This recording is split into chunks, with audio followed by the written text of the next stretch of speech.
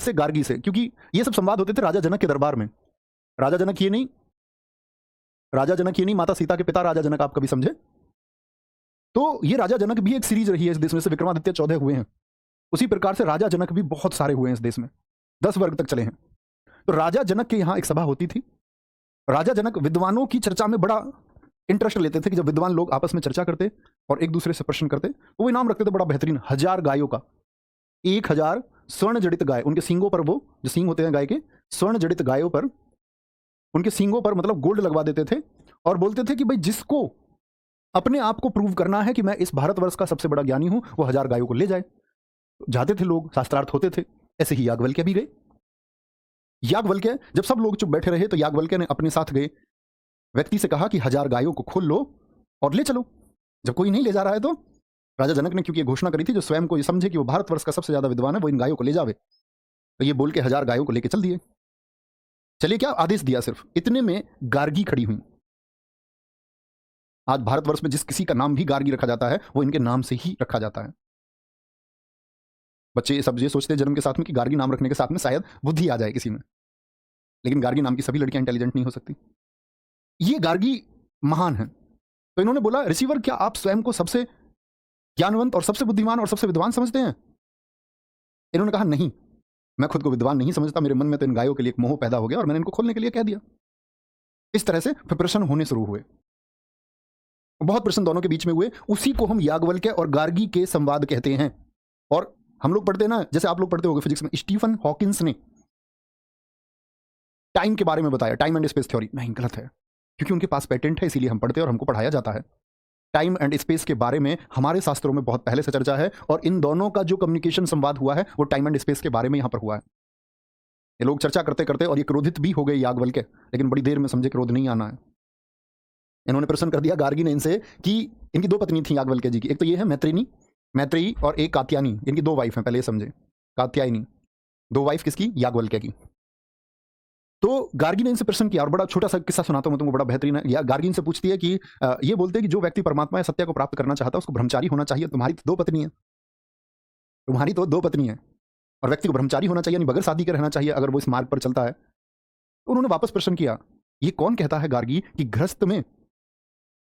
गृहस्थ में परमात्मा का ज्ञान नहीं हो सकता, कि गृहस्थ के द्वारा हम नहीं जान सकते? और गार्गी बोलती है कि जान इसीलिए नहीं सकते क्योंकि शादी के द्वारा बंधन पैदा होता है।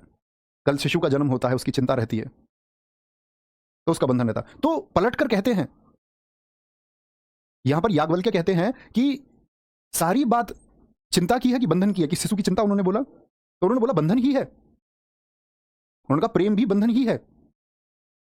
तो इस पर याज्ञवल्क्य कहते हैं कि प्रेम बंधन नहीं है। प्रेम अगर निस्वार्थ है, उसमें कोई स्वार्थ नहीं है, तो प्रेम मुक्त कर देता है, एकदम मुक्त कर देता है सच्चा प्रेम।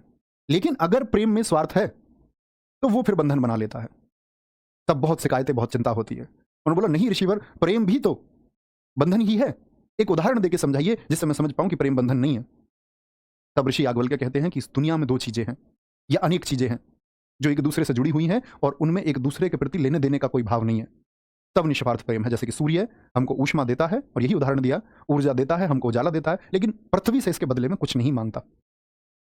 जब हमारी किसी से कुछ लेने की चाहत हो जाती है, वहीं पर स्वार्थ पैदा होता है, और जब स्वार्थ पैदा होता है तभी बंधन पैदा होता है। यही चर्चा होते होते होते होते टाइम एंड स्पेस, समय, अंतरिक्ष, स्वर्ग से ऊपर, हर नक्षत्र मंडल से ऊपर की चर्चा इन दोनों की है। बहुत बड़ी चर्चा, विशाल चर्चा है। मैत्रेयी इनकी पत्नी बाद में बनी, मैत्रेयी से ही इनका संवाद हुआ, और मैत्रेयी से ये हार गए याज्ञवल्क्य। मैत्रेयी उस समय सबसे ज्यादा प्रचलित देश में हुई। मैत्रेयी से हार गए तो क्रोधित भी हुए याज्ञवल्क्य, लेकिन राजा जनक ने बोला कि आप गलत कहते हैं, आप गलत क्रोध करते हैं। इतना क्रोध क्यों करते हो? जिस तरह से उन्होंने कहा, तो एकदम से इन्होंने हाथ जोड़े मैत्रेयी के, बोले कि मैं आपको अपनी गुरुआइन स्वीकार करता हूं। जैसे पुरुष शब्द गुरु है, उसी तरह स्त्रीलिंग शब्द गुरुआइन। तो उन्होंने कहा, गुरुआइन नहीं, मैं आपसे शादी करना चाहती हूं, मैं आपको पति के रूप में, क्योंकि अन्य सब लोग हार गए, सबसे ज्यादा देर तक याज्ञवल्क्य टिके रहे, तो उन्होंने पति के रूप में एक्सेप्ट किया है उनको। और तब इन दोनों का चर्चा भी यहां पर आता है, जो हमको कोई बच्चे ने कल पूछा इतिहास क्या सिखाता है, तो यहां एक चर्चा मिलती है मैत्रेयी और कात्यायनी की। 2 पत्नियां हैं, और याज्ञवल्क्य ने यह तय किया कि मैं अब घर छोड़ करके जाऊंगा, संन्यास के लिए मैं घर छोड़ रहा हूं, मुझे वन जाना है। तो दोनों पत्नियों को बिठा के बोले कि तुम अपनी संपत्ति, मेरी जो मेरे पास कुछ है उसका बंटवारा कर लो। और जब बंटवारे की बात आई तो ये कौन है, ये आप समझ ही सके हैं, बुद्धिमती हैं, विदुषी हैं, तो वन जाना स्वीकार किया पति के साथ में। और एक ने धन को चुना, लेकिन धन मेरे दोस्त आखिरी लक्ष्य नहीं हो सकता। हम सब लोग जब तक हम अज्ञानी रहते हैं, मैं देखता हूं बहुत सारे लोगों को, लोग बड़ी बड़ी गाड़ियां एक दूसरे को दिखा करके ये सिद्ध करना चाहते हैं कि मेरे पास ये है। लोग बोलते लाइफ स्टाइल है, जीवन एक ही है, बड़ी गाड़ी बड़ा घर, लेकिन दरअसल में ऐसा नहीं है।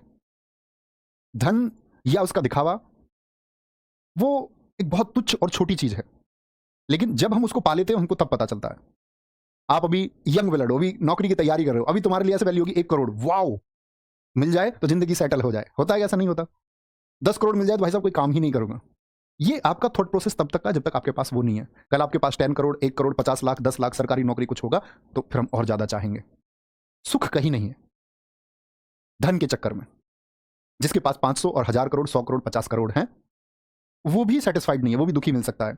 लेकिन मेरे दोस्त, सबसे बड़ी चीज कि आप सुख को कहीं भी ढूंढ सकते हो। इस देश में आपको हजारों लाखों परिवार ऐसे मिल जाएंगे जिनके पास सीमित साधन है और बहुत प्रसन्न है। तो ये धन को चुन रही है कात्यायनी, लेकिन धन अंतिम लक्ष्य नहीं हो सकता। वो साधक है हमारे जीवन में, उसका एक उपयोग है, उसका उपयोग उतना ही होना चाहिए। हमको वस्त्र पहनने हैं, ठीक है, क्योंकि महावीर स्वामी जी के जैसे कोई व्यक्ति नहीं हो सकता कि वस्त्रों का ही त्याग कर दें और बोले इस जीवन में कुछ भी नहीं है, और फिर एक दिशा लोगों को दिखाएं, क्योंकि उन्होंने ये मान लिया कि इस कपड़े से भी मेरी आसक्ति नहीं रही, क्यों ही पहनूं मैं। आगे आएंगे। एक बच्चा ने कल डाउट ग्रुप में कमेंट किया, बच्चे ने बोला है कि भैया जी पढ़ाई में मन नहीं लगता। तो उन सब बच्चों को मैं बताता हूं, महात्मा बुद्ध ने अपने बच्चों को भेजा, मतलब कि अपने जो अनुयायी थे, जो बौद्ध धर्म स्वीकार करके उनके पीछे पीछे चल रहे थे, तो उन्होंने उनको जीवन दिया, सादा वस्त्र, वही आपके गेहुआ केसरिया से वस्त्र जो आप देखते होंगे। उन सब लोगों के पास वो लोटे जिसमें वो मांग करके पानी पी लेते, एक थाली। तो जब उनके पास करने को कुछ ना रहा तो उन्होंने लोटे और थालियों को ही सजाना शुरू कर दिया, मतलब कुछ और नहीं है तो इसकी ही सजावट कर लेते हैं। तो इस जीवन में आपका ध्यान कहीं ना कहीं और जगह लगना चाहेगा। आप जानते भी है कि पढ़ते टाइम में फोकस नहीं कर पाता हूं। सबसे बड़ी बात है कि आप जानते हैं दोस्त, भटकना तय है, मन का वेग है, लेकिन जब आप पढ़ रहे हैं, जैसे ही आपको ये ज्ञात हो कि आप कहीं और जा रहे हैं, उसको वापस ले आए, बस इतना काम कर ले।